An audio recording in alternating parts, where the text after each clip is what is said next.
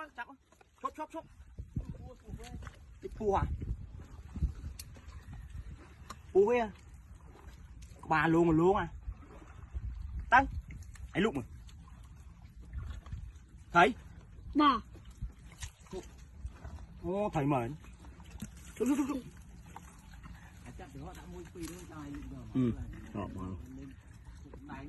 Ừ. Này chắc tiếp thầy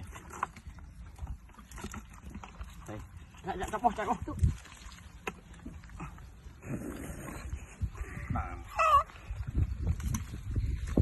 mở pu mình mà tranh mà ôi thầy mà còn nó à ngon thì cho ngò bà lên ủa thông ôi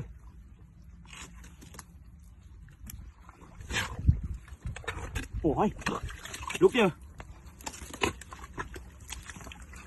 đây à em mới nhìn ôi ủa hôn tôi mới tiền Nó còn chậm quá đó lời này bông xem phân điện này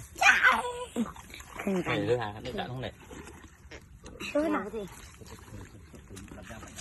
bên đây nó là vậy xôn ấy à xôn này đây Việt Nam